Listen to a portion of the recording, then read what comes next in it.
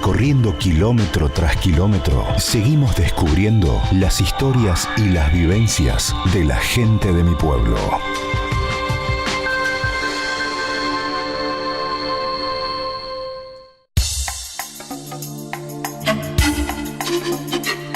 Queremos compartir con ustedes nuestra visita a un lugar maravilloso de nuestros antepasados.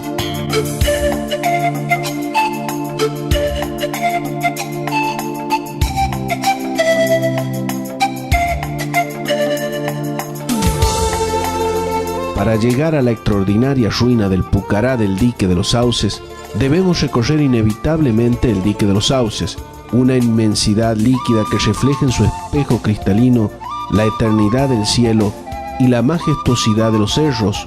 El dique se encuentra en la unión entre la ciudad capital y la villa veraniega de Sanagasta. Un paraíso de maravillas naturales se encuentran a su alrededor y dentro de sus aguas.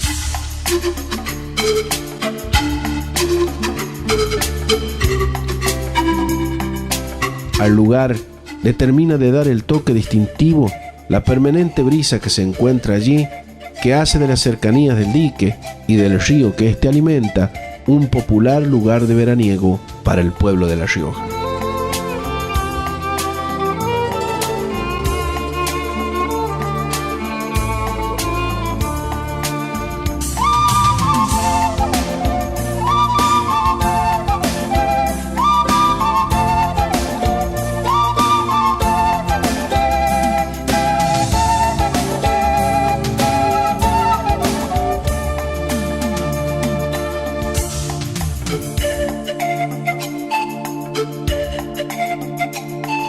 Entre la rugosidad del cordón del Velasco se esconde el Pucará Los Sauces, una fuerte huella de la antigua comunidad diaguita que habitó en esta zona, oculto en lo más alto del cerro y coronado por los cardones.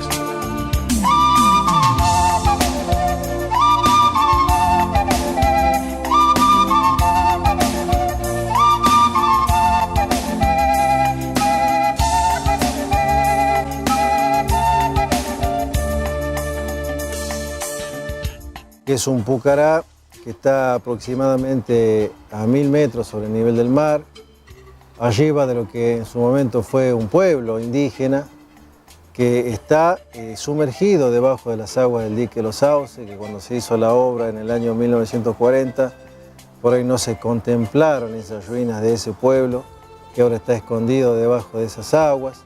Y hoy podemos visitar ese hermoso pucará, que era una ciudadela fortificada, de defensa de los conflictos que tenían con otras tribus de la zona y principalmente con el español cuando llega en el año 1590-1591 a esta zona. El Pucará se ubica en un lugar estratégico de la montaña, justamente en lo más alto, para obtener una mayor visión panorámica del lugar, y lo utilizaban para refugiarse de los colonizadores y de otras tribus. Ese pucará es un conjunto de 3 pucará, como el Pucará de la Quebrada, el Pucará del Medio y el Pucará del Dique de los Sauces, que es el que mejor se conserva de los 3. El Pucará del Medio es muy inaccesible para llegar, pero también es muy linda la vista y permitía comunicar la zona este del Yacampis, de lo que se llamaba el Valle del Yacampis, con lo que hoy se llama el Valle de Sanagasta. A través de las montañas los indígenas se comunicaban por señales de humo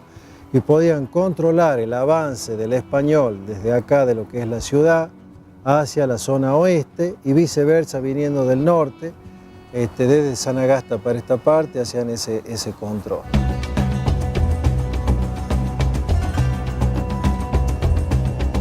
El pucará necesita que sea conservado, que sea cuidado. Justamente quiero felicitar a la producción de este programa por la iniciativa de difundir lo que es este patrimonio arqueológico de tan impostergable belleza, tan importante valor turístico también, porque cuenta la historia de quienes habitaron esta zona, que fueron primero la cultura de la Guada, después los diaguitas, Recordemos que en 1435 llegan los incas, ya estaban los diaguitas, que eran los cacanes, que hablaban una lengua gutural, que es muy distinta al quichua, que después los diaguitas, los incas les imponen para que hablen ellos. Y empiezan a hablar el quichua, tienen una transculturación cultural con la presencia del inca. Y después en 1591 llega el español, que también sufren otro proceso de transculturación cultural, cuando le imponen el idioma español y le cambian los nombres, le ponen apellidos que ellos no tenían y hasta les cambian los nombres de los pueblos. Ante la situación de hostigamiento que sufre el pueblo diaguita, se produce un hartazgo de ese pueblo que se traduce en el gran alzamiento de la nación diaguita calchaquí, que va desde La Rioja hasta la zona de Humahuaca, en Jujuy.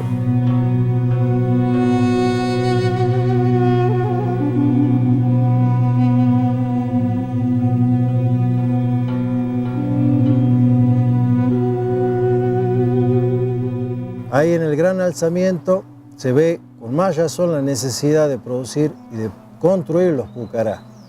Los pucará, que quiere decir ciudadela fortificada, es una fortaleza que impide que el español pueda llegar a sitiarlos a las comunidades diaguitas que vivían en esa zona. No obstante, después la colonia española les toma los sitios de agua y los sitios de cultivo, y logrando de esa manera, después de un prolongado proceso de tiempo, que estaba de los 3 a los 6 meses, que el indígena se rindiera, porque se quedaba sin alimento y se quedaba sin agua. En el pueblo que estaba debajo de las aguas del dique de los Sauces, sufrió esas consecuencias y fue dominado gracias a que los cultivos de maíz, de papa, de zapallo que tenían los indígenas habían sido tomados por los españoles, porque esos cultivos estaban abajo, donde había agua. En la zona alta del Pucará no era tan fácil llegar con el agua, a pesar de que podían subsistir y sobrevivir entre 3 a 4 meses en el lugar, hasta 6 meses según la historia.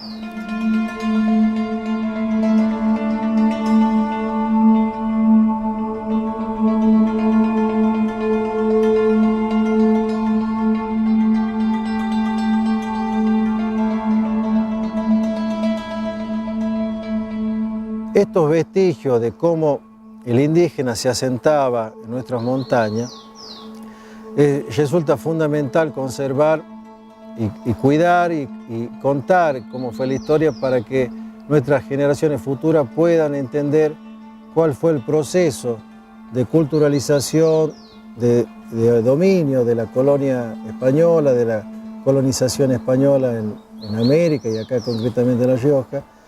¿Y quiénes son nuestros antecesores? Nosotros vemos en nuestra sangre, en nuestro color, de muchos riojanos sobre todo, que tenemos esa raíz indígena, de la cual hay que estar orgullosos y hay que saber defender, del modo que hablamos, del modo que tenemos nuestras tradiciones, nuestra cultura.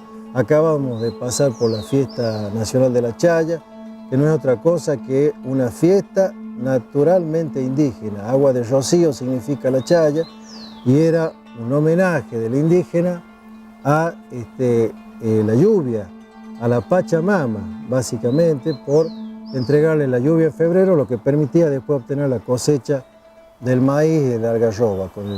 Con la harina de maíz se hacía el patay, con la harina de algarroba se hacía el patay concretamente, y todos los alimentos que consumía el indígena.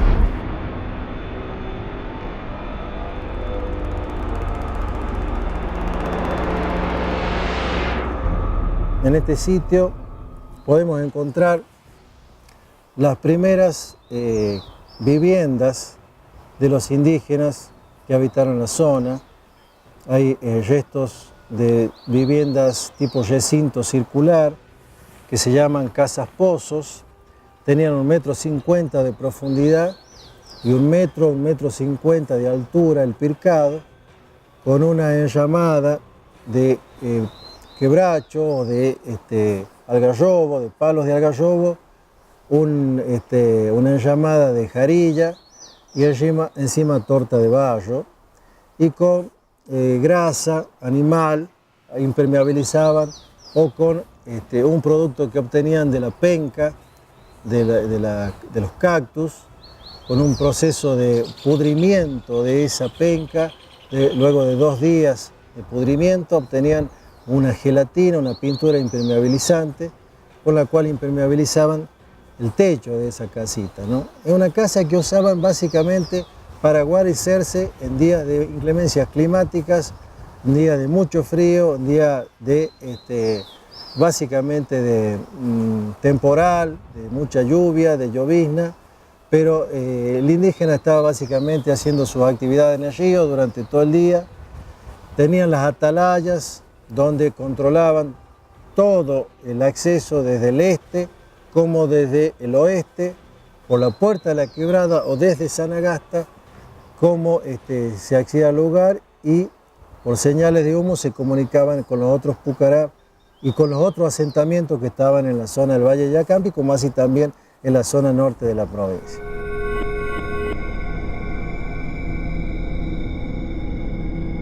Esa vivienda, que era básicamente para guarecerse, es un lugar donde depositaban los restos funerarios de sus difuntos.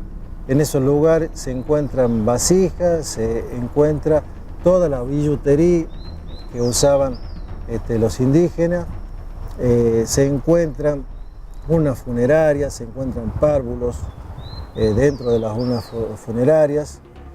Desgraciadamente hemos visto situaciones de profanación, de excavación, hasta de comercialización de eso que es patrimonio arqueológico invalorable. Estamos hablando de ruinas arqueológicas de entre 1000 y 1500 años de antigüedad.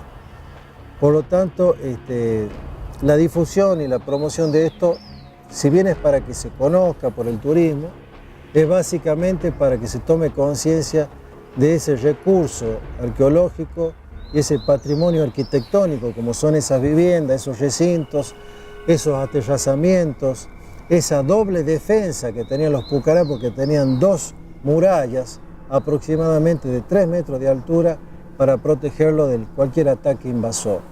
Y tenían esas fortalezas que eran tipo almenas medievales para defenderse de cualquier ataque que pudieran sufrir. Todo eso es necesario conservar, y por lo tanto es fundamental que se conozca y que se tome conciencia de eso que tenemos acá en la ciudad.